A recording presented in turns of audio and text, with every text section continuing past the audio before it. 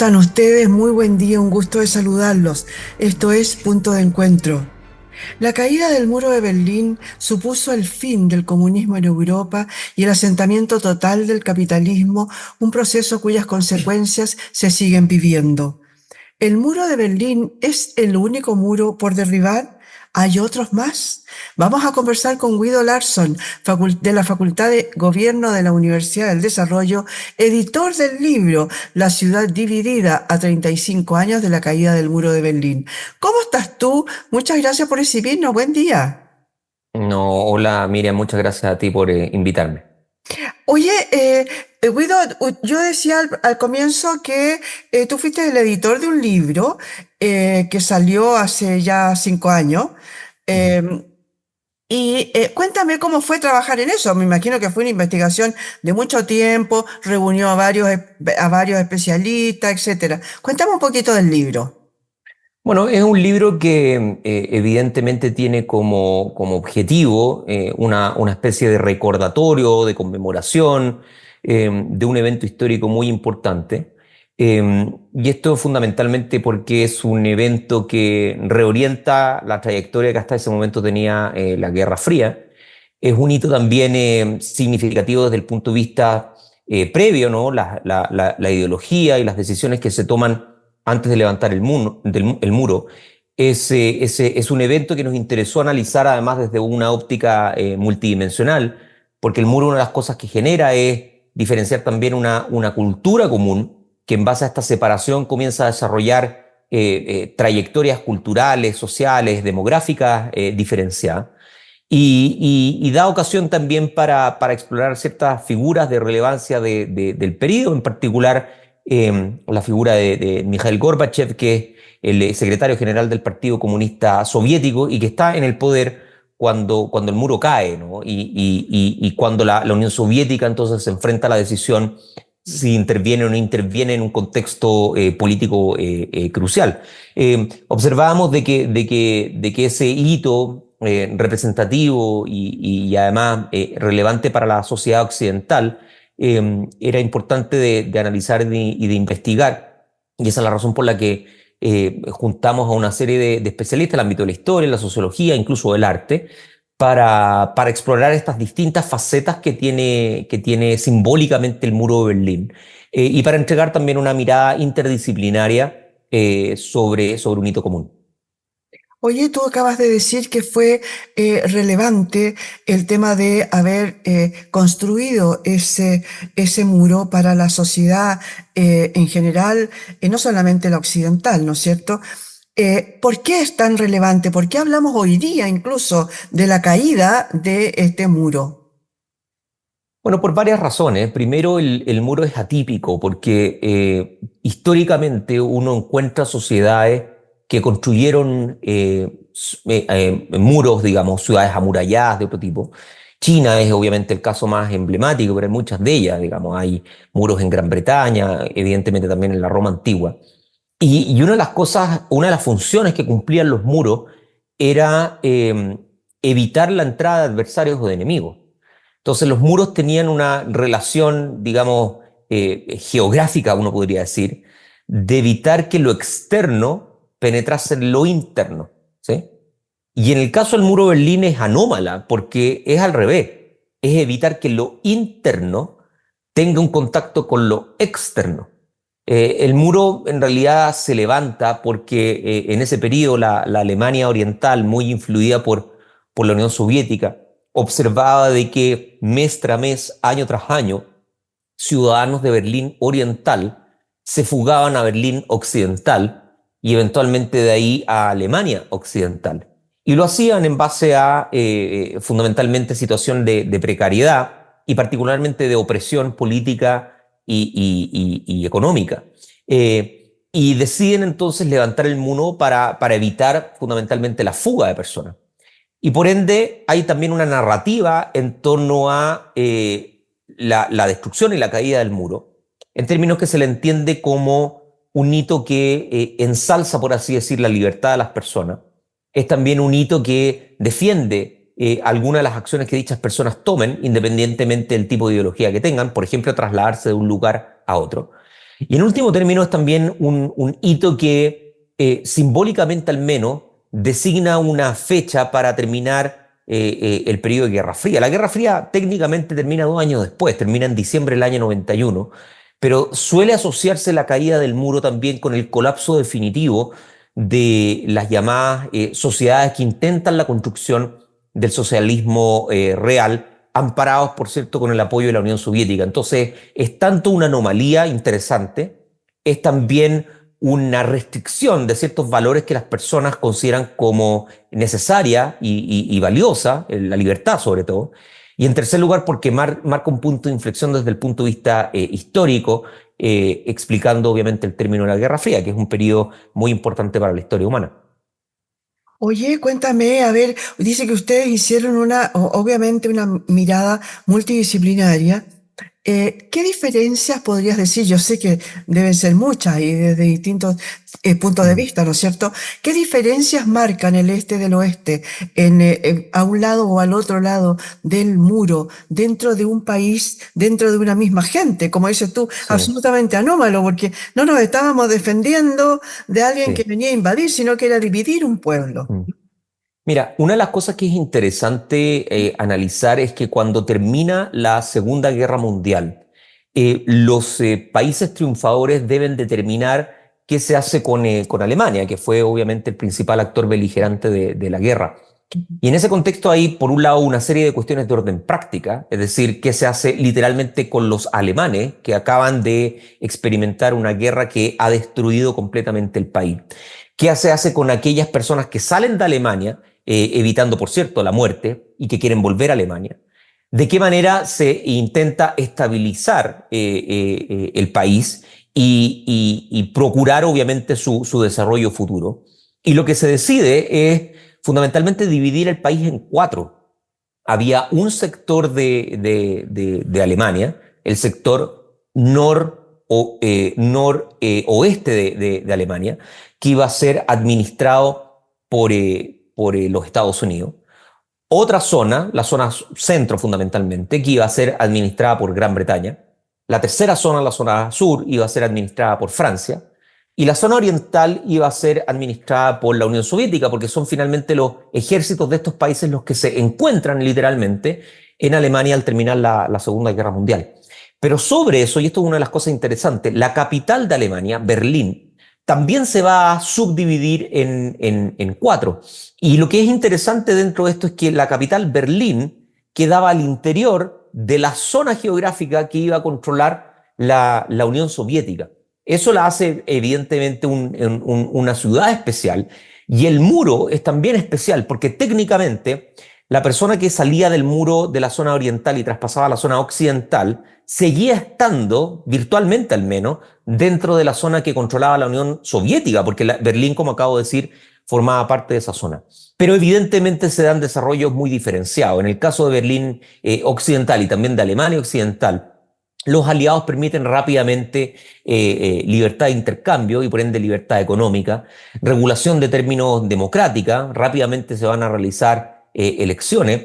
Alemania va a estar conectado, va a empezar a estar conectada con el resto de Europa y particularmente con el mundo occidental, y eso va a hacer entonces que los ciudadanos, tanto de Berlín occidental como del resto de Alemania, de la zona occidental, puedan acceder a bienes de consumo de ese tipo de zona. Y lo que ocurre, obviamente, es que entonces el desarrollo, dada la libertad económica, dada la libertad política, dada el acceso finalmente al mercado internacional, llevará a que rápidamente Alemania occidental crezca a niveles superiores a lo que hacía Alemania oriental, que, por otro lado, restringirá la participación política, instaurará un sistema donde el control del Partido Comunista era prácticamente total, aminorará y eliminará fundamentalmente la libertad económica, la productividad iba a estar orientada por la acción del Estado, y eso en el corto y mediano plazo va a provocar finalmente desajustes de carácter económico y va a llevar entonces de que Alemania Oriental tenga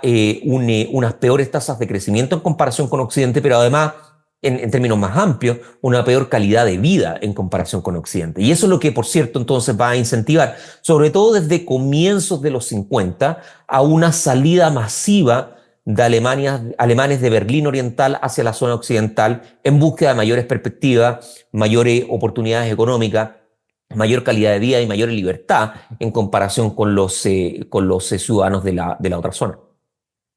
Oye, ¿es normal que los países, los ejércitos que ganaron y que tú dices se encuentran ahí estos cuatro países Ujú, que participaron en realidad, no es que hayan ganado o no, porque no ganaron nada, ujú. pero que participaron ahí, ¿es normal que se hagan esta como repartija del lugar donde estuvieron?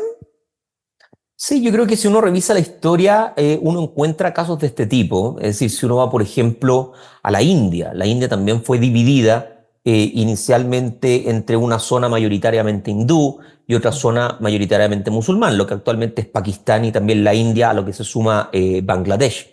Si uno va al término de la Primera Guerra Mundial, la península Anatolia, lo que actualmente es Turquía, también tendió a una división virtual. Es una división que no funcionó porque finalmente terminó incurriendo en una guerra civil, pero también tendió finalmente a su repartición. Y también en la Primera Guerra Mundial, la zona de Medio Oriente, de hecho, también se reparte entre Francia y Gran Bretaña, en términos fundamentalmente de cálculos de orden político y de poder político. Si uno va a otro tipo de zonas, por ejemplo, Irlanda también fue dividida entre una zona mayoritariamente protestante y una mayoritariamente católica. Entonces, uno observa en el mundo zonas, regiones, momentos históricos donde han habido decisiones de dividir una comunidad y luego, obviamente, eso experimenta distintos tipos de efectos de orden político. Sin ir más allá, uno puede tomar tal vez el continente africano como bloque y observar, esto es una de las cosas bien interesantes, si uno toma un mapa de África y toma un mapa fronterizo de África, uno se da cuenta de que las fronteras son básicamente líneas rectas. Y eso también habla entonces de un intento deliberado de formar naciones en base a cierto tipo de intereses de las potencias coloniales, dividiendo comunidades, digamos, y que uno experimenta esos efectos hasta el día de hoy. Entonces, no es del todo inusual observar este tipo de efectos, pero es bien difícil observar el grado de estabilidad, al menos relativa, que mantuvo Alemania desde el momento de su división formal, digamos, el año 45. Oye, vamos ahora a la fecha de la caída, ¿no? Uh -huh.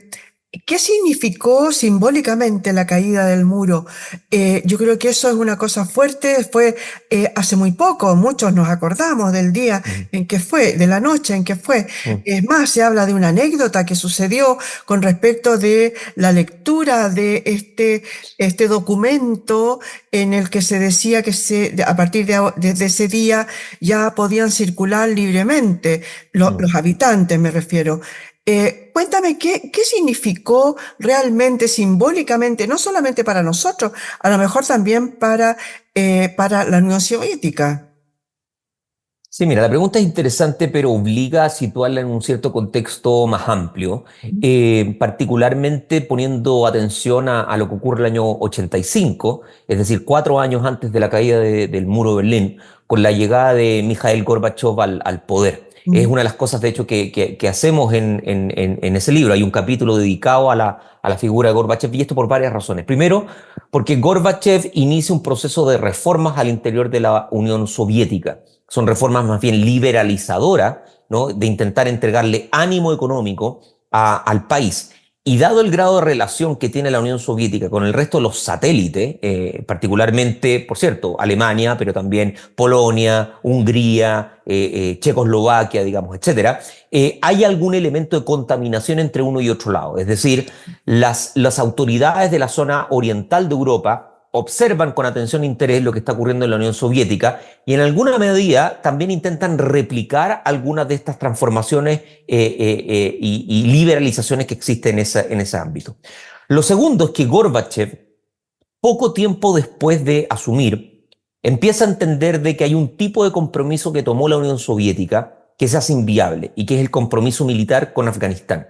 El año 78, la Unión Soviética se hace partícipe finalmente de una toma de poder que hacen los comunistas afganos en el país y que resuelven en el año 79 enviando tropas para tratar de garantizar esa toma de poder.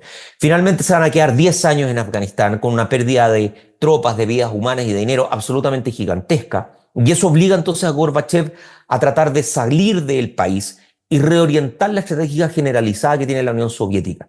Y esto tiene un efecto absolutamente crucial, y es alejarse de lo que se llamó en su momento la doctrina Brezhnev. ¿Qué significa eso? Significa que había un compromiso de la Unión Soviética con ayudar y asistir a todo régimen comunista del mundo en tomas de poder, o al menos en el gobierno que toman los comunistas a lo largo del mundo. Y eso es importante porque entonces eso entrega una comunicación un tanto ambivalente. ¿Significa eso? Se hace la pregunta en Europa Oriental. Que si hay un partido alternativo a los comunistas en Polonia, en Hungría o incluso en Alemania Oriental, ¿la Unión Soviética no va a responder? Y esa es una pregunta que queda abierta, de hecho, y va a quedar, de hecho, abierta hasta el momento mismo de la caída del muro, pero al menos entrega un efecto de cierta ambigüedad respecto a si la Unión Soviética está dispuesta a respaldar a los satélites, digamos, de Europa Oriental, incluido, muy importante entonces, Alemania. Y eso entonces nos lleva al momento cúlmine, ¿no? En noviembre del año 89, hay una serie de protestas que se están dando en Alemania, particularmente por temas de orden económico, y hay una intentona de algunos individuos de salir de Berlín Oriental y pasarse al lado de Berlín Occidental. Y en ese momento los guardias y la autoridad política dicen, bueno, ¿qué hacemos? ¿Seguimos, digamos, el protocolo histórico, que es literalmente disparar a matar a aquellos que están tratando de cruzar, o debido a las señales que nos está dando la Unión Soviética, mantenemos cautela, ¿no? Y mantienen cautela.